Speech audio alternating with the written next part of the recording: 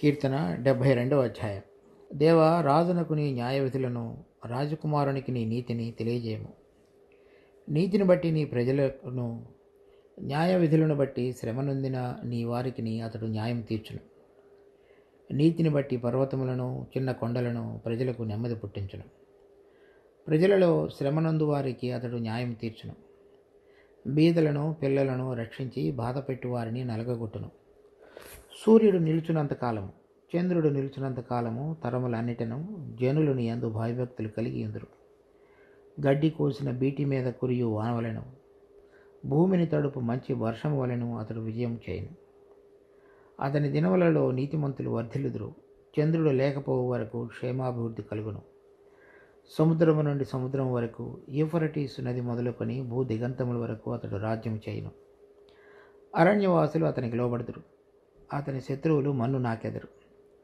తర్షీసు రాజుల ద్వీపములు రాజులు కప్పము చెల్లించెదరు. సేబా రాజులను, సెవా రాజులను కానుకలు తీసుకుని వచ్చెదరు. రాజులందరూ అతనికి నమస్కారం చేసెదరు. అన్యజనులందరూ అతన్ని సేవించెదరు. దరిద్రులు మొరపెట్టగా అతడు వారిని విడిపించును. దీనులను, నిరాధారులను అతడు విడిపించును. నిరుపేదల యందును, బేదల యందును అతడు కనికరించును. బేదల ప్రాణములను అతడు రక్షించును. కపట బలాత్కారముల నుండి అతడు వారి ప్రాణమును విమోచించును. వారి ప్రాణము అతని దృష్టికి ప్రియముగా ఉండును. అతడు చిరంజీవి అగును. షేబా బంగారము అతనికి ఇయ్యబడును. అతని క్షేమమునకై జనులు నిత్యము ప్రార్థన చేయుదురు. దినమంతయు అతని పొగడుదురు. దేశములోను పర్వత శిఖరముల మీదను సస్య సమృద్ధి కలుగును. దాని పంట లెబానోను వృక్షముల వలె తాండవమాడుచుండును. నేల మీద పచ్చిక వలె పట్టణస్థులు తేజరిల్లుదురు. అతని పేరు నిత్యము నిలుచును. అతని నామము సూర్యుడు ఉన్నంతకాలము చిగుర్చుచుండును. అతని బట్టి మనుషులు దీవింపబడుదురు. మనుషులందరూ అతడు ధన్యుడని చెప్పుకొందురు. దేవుడైన యెహోవా, ఇశ్రాయేలు యొక్క దేవుడు స్తుతింపబడునుగాక. ఆయన మాత్రమే ఆశ్చర్య కార్యములు చేయువాడు. ఆయన మహిమగల నామము నిత్యము స్తుతింపబడునుగాక. సర్వభూమియు ఆయన మహిమతో నిండియుండును కాక. Amen, amen. యెషయా కుమారుడకు దావీదు ప్రార్థనలు ముగిసెను. ఈ కీర్తనలు 150 కీర్తనలలో 2 కీర్తనలు సొలొమోను రచించినట్లుగా మనం ఈ వక్కణలో చూస్తాం. సొలొమోను కీర్తన అని.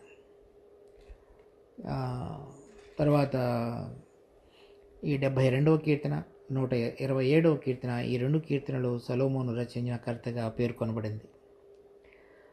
తర్వాత ఈ కీర్తనలు కొన్నిసార్లు ఒక మొదటి వచనం చదివినప్పుడు, దేవా, రాజునకు నీ న్యాయ విధులను, రాజకుమారునికి నీ నీతిని తెలియజేయము, అది దావీదు కూడా వ్రాసినట్లుగా కూడా కనపడుతుంది. అలా అని 2వ వచనంలో చూస్తే, నీతిని బట్టి నీ ప్రజలకును, నీ న్యాయ విధులను బట్టి శ్రమనొందిన వారికి అతడు న్యాయం తీర్చును. అప్పుడు దావీదు మాట్లాడినట్లుగా అనిపిస్తుంది. కానీ ఇంకొక రకంగా చూసినప్పుడు అది సొలొమోను రచించినట్లుగా కూడా అనుకోవచ్చు. దేవా, రాజునకు నీ న్యాయ విధులు అంటే అతను రాజుగా అభిషేకించబడ్డాడు కాబట్టి. రాజకుమారుడు అంటే అతడు దావీదుకి కుమారుడిగా రాజకుమారుడిగా కూడా ఉన్నాడు కాబట్టి. తర్వాత నువ్వు కనుక అలా నేర్పించినట్లయితే, శ్రమనొందిన నీ వారికి అతడు న్యాయం తీర్చును అంటే నేను న్యాయం తీరుస్తాను అన్నట్లుగా కూడా సొలొమోను చెప్తున్నట్లుగా అనుకోవచ్చు. ఏది ఏమైనా సరే సొలొమోను రచించిన కీర్తన అని వ్రాయబడింది కాబట్టి అతను సొలొమోనుగా దృష్టిలో పెట్టుకొని మనం చూడవచ్చు. కానీ మిగిలినటువంటి వచనాల్లో కనుక మనం చూసినట్లయితే ఈ కీర్తన అధిక భాగం మన ప్రభు అయినటువంటి యేసుక్రీస్తు యొక్క రాజ్యానికి సూచనగా ఉంది. చూడండి, 8వ వచనంలో, సముద్రము నుండి సముద్రం వరకు, యూఫ్రటీసు నది మొదలుకొని భూ దిగంతముల వరకు అతడు రాజ్యం చేయను. అది భూ దిగంతముల వరకు సొలొమోను రాజ్యం చేసినటువంటి విధంగా లేదు. చాలా వరకు చుట్టుపక్కల ఉన్నటువంటి దేశాలన్నిటినీ ఆక్రమించుకున్నాడు. కానీ మొత్తం అంతటి మీద అతను రాజ్యం చేసినటువంటి విధంగా దాఖలాలు లేవు. ఆ విధంగా ఆ భూదిగంతముల వరకు రాజ్యం చేయటం అనేటువంటిది మన ప్రభు అయిన యేసుక్రీస్తు వచ్చినప్పుడు మాత్రమే జరుగుతుంది. సో ప్రకటన గ్రంథం 11వ అధ్యాయం 15వ వచనంలో మన ప్రభు రాకడక మునుపు ఆ కడవరి బోర మురోగినప్పుడు పరలోకములో నుండి విడుదల చేయబడినటువంటి మాటలు ఏంటంటే, ఇదిగో భూలోక రాజ్యములన్నీ మన ప్రభు రాజ్యములాయను. అది చెప్పబడిన తర్వాత ఆయన నిరంతరము ఏలును. అది మనం ప్రకటన గ్రంథం 20 అధ్యాయం 4వ వచనంలో 6వ వచనంలో ఆయన 1000 సంవత్సరములు ఏలునని రాయబడింది. ఆ విధంగా ఈ వచనాలు మన ప్రభు అయినటువంటి యేసుక్రీస్తుకు యొక్క రాబోతున్న మహిమ కలిగినటువంటి రాజ్యానికి సాదృశ్యంగా ఇక్కడ చెప్పబడింది ఈ కీర్తనలో. తర్వాత అలా మన ప్రభు అయిన యేసుక్రీస్తు రాజ్యం స్థాపించబడినప్పుడు దానికి మునుపు కొన్ని వచనాలు చూద్దాం. ప్రకటన గ్రంథం 11వ అధ్యాయం 15వ వచనం. 7వ దూత బూర ఊదినప్పుడు పరలోకములో గొప్ప శబ్దములు పుట్టెను. ఆ శబ్దములు ఈ లోక రాజ్యము మన ప్రభు రాజ్యమును ఆయన క్రీస్తు రాజ్యమును ఆయన యుగ యుగముల వరకు ఏలును అనెను. ఈ కీర్తనలో మనం చూసినటువంటి అంశం ఆయన భూదిగంతముల వరకు ఏలుననియు, తర్వాత 5వ వచనంలో చూస్తే సూర్యుడు నిలిచినంత కాలము, చంద్రుడు నిలిచినంత కాలము, తరములన్నిటిని అని, ఆ విధంగా అతని యొక్క రాజ్యం ఎల్లప్పుడూ నిలబడేదిగా ఉంటుందని ఈ కీర్తనలో కూడా మనం చదువుతున్నాం. తర్వాత 1 కొరింథీ 15వ అధ్యాయం 23వ వచనం నుంచి, ప్రతివాడును తన వరుసలోనే బ్రతికింపబడును. ప్రథమ ఫలము క్రీస్తు, తరువాత క్రీస్తు వచ్చినప్పుడు ఆయన వారు బ్రతికింపబడుదురు. అటు తరువాత ఆయన సమస్తమైన ఆధిపత్యమును, సమస్తమైన అధికారమును, బలమును కొట్టివేసి తన తండ్రి అయిన దేవునికి రాజ్యము అప్పగించును. అప్పుడు అంతము వచ్చును. ఎందుకనగా తన శత్రువులందరినీ తన పాదముల క్రింద ఉంచు వరకు ఆయన రాజ్య పరిపాలన చేయుచుండవలెను. ఆ విధంగా ఆ శత్రువులందరినీ ఓడించి ఆ రాజ్యాధికారాన్ని అంతటిని కూడా ప్రభు అయిన యేసుక్రీస్తు పొందిన తరువాత ఆయన భూలోకమునకు విచ్చేసి భూలోకములో రాజుగా సింహాసనాసీనుడై రాజ్యం చేసేటువంటి సందర్భంగా ఆయన యొక్క రాజ్యం భూదిగంతముల వరకు ఉంటుందని, ఆయన వచ్చినప్పుడు ఈ లోక సంబంధంగా ఉన్నటువంటి జీవించుతున్నటువంటి అనేక మంది మనుషుల యొక్క స్థితిగతులు ఎలా ఉంటాయనేటువంటిది ఈ కీర్తనలో పొందుపరచబడింది. తర్వాత యెషయా గ్రంథం 24వ అధ్యాయం 21, 22, 23 వచనాలు. ఆ దినమున యెహోవా ఉన్నత స్థలమందున్న ఉన్నత స్థల సమూహమును, భూమి మీదనున్న భూరాజులను దండించును. అనగా మన ప్రభు అయిన యేసుక్రీస్తు రెండవసారి ఈ లోకానికి విచ్చేసినప్పుడు జరిగేటువంటి ఘటన. 22వ వచనం. చెరపట్టబడిన వారు గోతిలో చేర్చబడినట్లుగా వారు చేర్చబడి చెరసాలలో వేయబడుదురు. బహుదినములైన తరువాత వారు దర్శింపబడుదురు. చంద్రుడు వెలవెలబోవును, సూర్యుని ముఖము మారును. సైన్యములకు అధిపతియగు యెహోవా సియోను కొండ మీదను యెరూషలేములోను రాజగును. ఆ విధంగా మన ప్రభు అయిన యేసుక్రీస్తు వచ్చి పరలోకములో ఉన్నటువంటి సైన్య సమూహం మీదను భూలోకములో ఉన్నటువంటి రాజులందరినీ కూడా ఓడించి ఆ రాజ్యములన్నీ కూడా అతని వశంలో ప్రభు అయిన యేసుక్రీస్తు యొక్క వశంలోనికి తీసుకుని రాబడి 1000 సంవత్సరాలు పరిపాలన చేస్తాడని రాయబడింది. అది ఇక్కడ మనం ప్రకటన గ్రంథం 20వ అధ్యాయం 4వ వచనంలో. అంతటి సింహాసనములను చూచితిని, వాటి మీద ఆసీనులైండు వారికి విమర్శ చేయుటకు అధికారం ఇవ్వబడిను. మరియు క్రూర మృగమునకైనను దాని ప్రతిమకైనను నమస్కారం చేయక తమ నొసళ్ళ యందు గాని చేతుల యందు గాని దాని ముద్ర వేయించుకొనని వారిని యేసు విషయమై తామిచ్చిన సాక్ష్యము నిమిత్తమును దేవుని వాక్యము నిమిత్తమును శిరచ్ఛేదనము చేయబడిన వారి ఆత్మలను చూచితిని. వారు బ్రతికిన వారే 1000 సంవత్సరములు క్రీస్తుతో కూడా రాజ్యం చేసిరి. అలాగే 6వ వచనం. ఈ మొదటి పునరుద్ధానములో పాలుగల వారు ధన్యులను పరిశుద్ధులునై ఎందురు. ఇట్టి వారి మీద రెండవ మరణమునకు అధికారం లేదు. వీరు దేవునికిని క్రీస్తునకు యాజకులై క్రీస్తుతో కూడా 1000 సంవత్సరములు రాజ్యం చేయుదురు. సో ఆ ప్రభు అయిన యేసుక్రీస్తు యొక్క రాజ్యం ఈ భూమి మీద 1000 సంవత్సరములు జరిగించేదిగా ఉంటున్నది. దానికి సంబంధించి భూలోకంలో ఉన్నటువంటి రాజ్యములన్నీ కూడా మన ప్రభు వశం చేయబడి ఆయన జయించినటువంటి పరిశుద్ధులతో కూడా కలిసి ఈ లోకంలో రాజ్యం చేయబోయేటువంటి సందర్భంలో ఎటువంటి విధంగా స్థితిగతులు ఉంటాయనేటువంటిది ఈ వాక్యంలో మనం చూస్తాం. చూడండి 4వ వచనంలో, ప్రజలలో శ్రమనందు వారికి అతడు న్యాయం తీర్చును. బీదలను రక్షించి బాధపెట్టు వారిని నలగగొట్టును. ఈ రాజ్యాన్ని గురించినటువంటి వివరణ యెషయా గ్రంథం 11వ అధ్యాయంలో కూడా తేటగా రాయబడింది. 11వ అధ్యాయం యెషయా గ్రంథం 3-4 వచనాలు. యెహోవా భయము అతనికి ఇంపైన సువాసనగా ఉండును. కంటి చూపును బట్టి అతడు తీర్పు తీర్చడు. తాను విను దానిని బట్టి విమర్శ చేయడు. నీతిని బట్టి బేదలకు తీర్పు తీర్చును. భూనివాసులలో దీనులైన వారికి యథార్థముగా విమర్శ చేయును. తన వాగ్దండము చేత లోకమును కొట్టును. తన పెదవుల ఊపిరి చేత దుష్టులను చంపును. తర్వాత 8వ వచనం అదే అధ్యాయంలో, పాలు కుడుచు పిల్ల నాగుపాము పుట్ట యొద్ద ఆటలాడును. మిడినాగు పుట్ట మీద పాలు విడిచిన పిల్ల తన చెయ్యి చాచును. నా పరిశుద్ధ పర్వతము అందంతటను ఏ మృగమును హాని చేయదు, నాశము చేయదు. సముద్రము జలముతో నిండి ఉండినట్లు లోకము యెహోవాను గూర్చిన జ్ఞానముతో నిండి ఉండును. తర్వాత అదే మనం 4వ వచనంలో చదివినట్లుగా, 72వ కీర్తన 4వ వచనంలో చదివినట్లుగా అదే అంశం 12వ వచనంలో కూడా ఉంది చూడండి. దరిద్రులు మొరపెట్టగా అతడు వారిని విడిపించును. దీనులను నిరాధారులను అతడు విడిపించును. మన ప్రభు అయిన యేసుక్రీస్తు రాజ్యం చేసినప్పుడు ఆ బీదలకు, తర్వాత అంతవరకు బలాత్కారం చేసి అన్యాయం చేస్తూ జీవించినటువంటి అనేక మందిని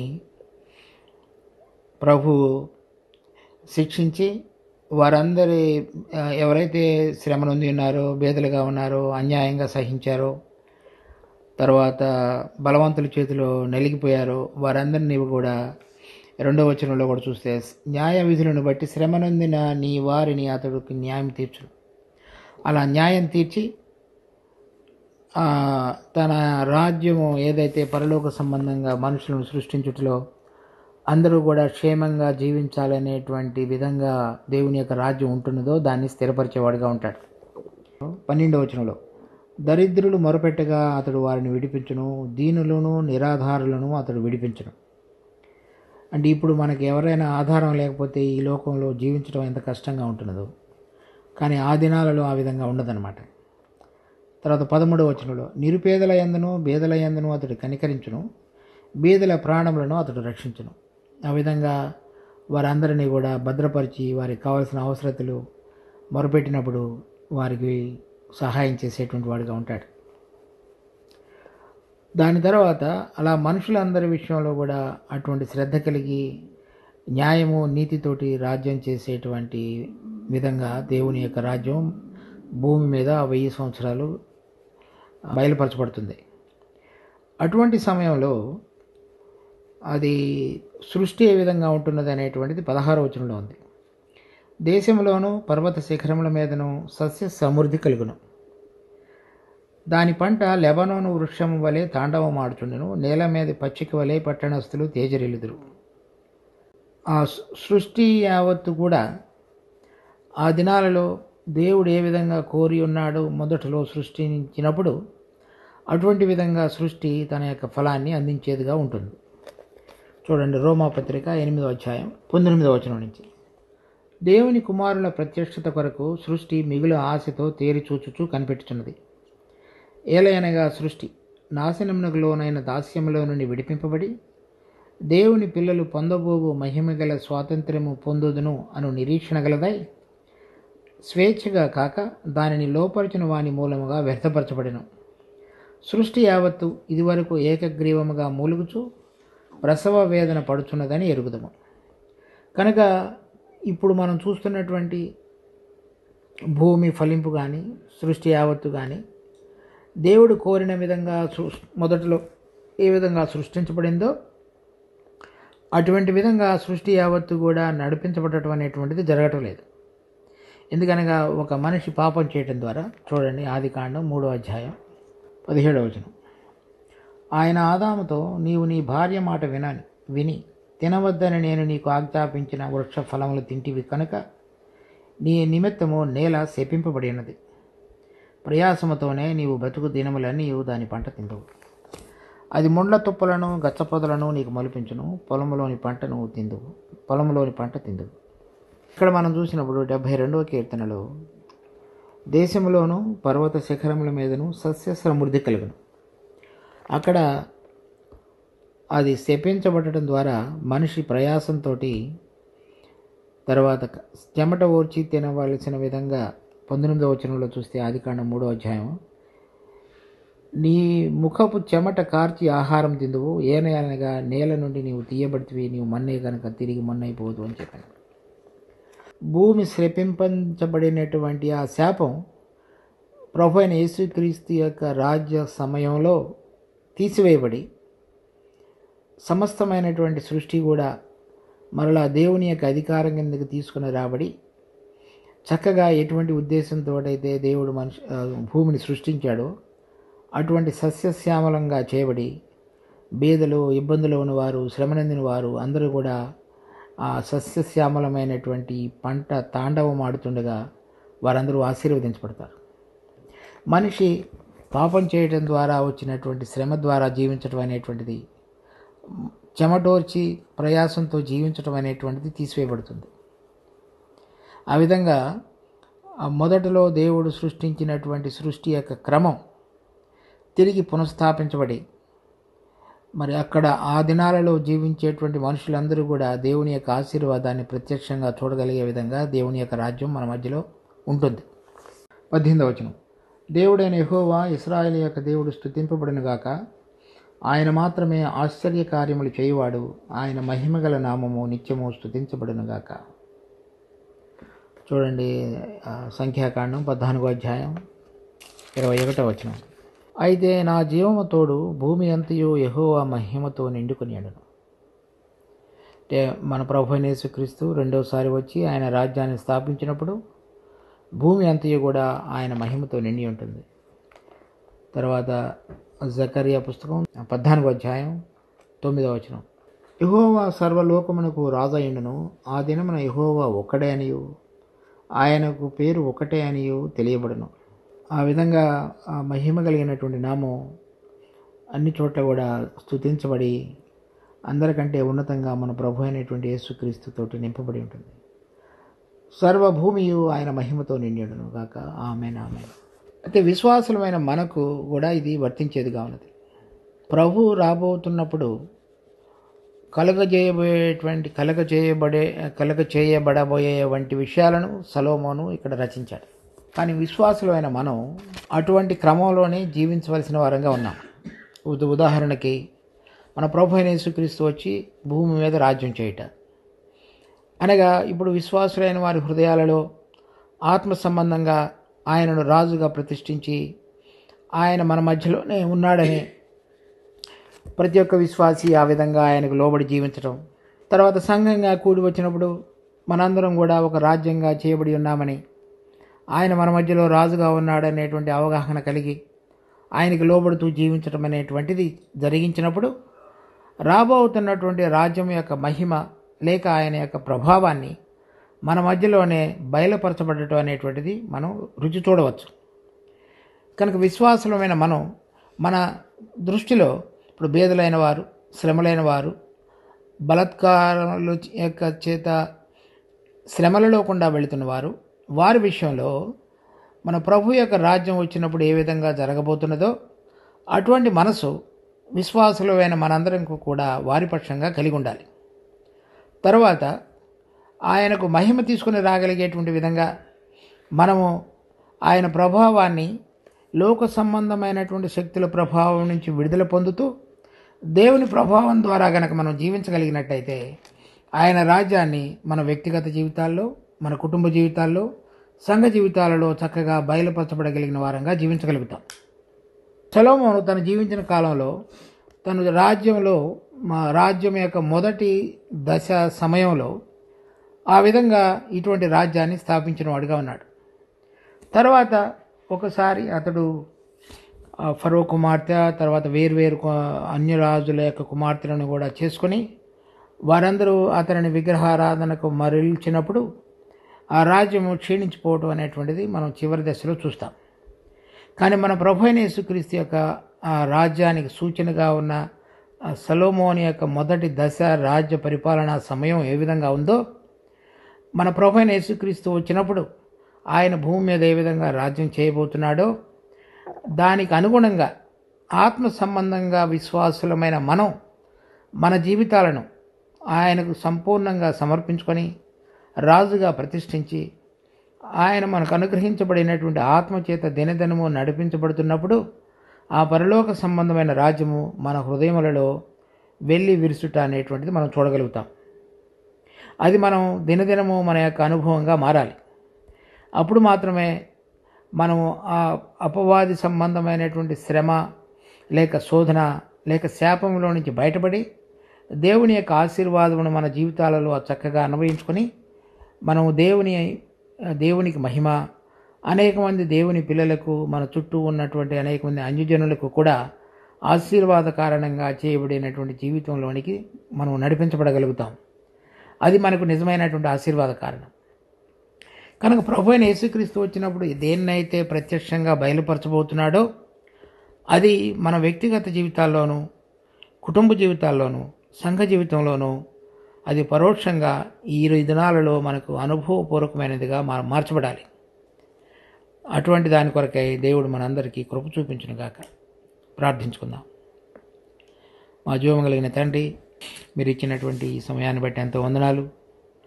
రాబోతున్నటువంటి మహిమ కలిగిన రాజ్యం కొరకు మా హృదయాలలో ఎంతో ఆశను, మీరు వచ్చినప్పుడు సమస్తమును చక్కపరచగలరనేటువంటి నమ్మకంతో ఇంతవరకు ఉంచావు. ఆ విధంగా మేము కలిసి జీవించగలగటానికి మీ కుమారుడైన యేసుక్రీస్తు సమస్తం మీద రాజుగా అభిషేకించబడి ఉండగా దానిని మేము గుర్తెరిగి మా జీవితాలు మమ్మల్ని ప్రేమించి మా కొరకే తను తాను అప్పగించుకున్నటువంటి ఆ రాజుకు, ఆ ప్రభువుకు సంపూర్ణంగా మా జీవితం మీద అధికారానికి లోబడుతూ జీవించగలుగుటకు మాకు నేర్పండి. ఈ లోకము మమ్మల్ని ఎంతగానో ఆశ కొలిపి అటువైపు ప్రయాణించడానికి ఎంతగానో మరులు గొలిపేదిగా ఉన్నది. కానీ దాని యొక్క ప్రభావం నుంచి అంతకంటే మాకు బలమైనటువంటి ప్రభువు యొక్క ఆకర్షణ, మరి ఏ విధంగా సొలొమోను పరమగీతంలో మరి అతన్ని ఆకర్షించి వెంబడించినటువంటి కన్యక వలె మేము మీ యొద్దకు పరిగెత్తి మీ రాజ్యానికి, మీ అధికారానికి, మీ యొక్క ప్రేమకు ప్రభా ఇష్టలమై జీవించగలుగుటకు మాకు సహాయపడండి. మీ రాబోతున్న మీ మహిమగలిగిన రాజ్యం కొరకు మమ్మల్ని అందరినీ సిద్ధపరచండి. మమ్మల్ని మీకు అప్పగించుకుంటూ మా రక్షకుడు ప్రభు అయిన యేసు నామమున అడిగి వేడుకుంటున్నాం తండ్రి. ఆమేన్.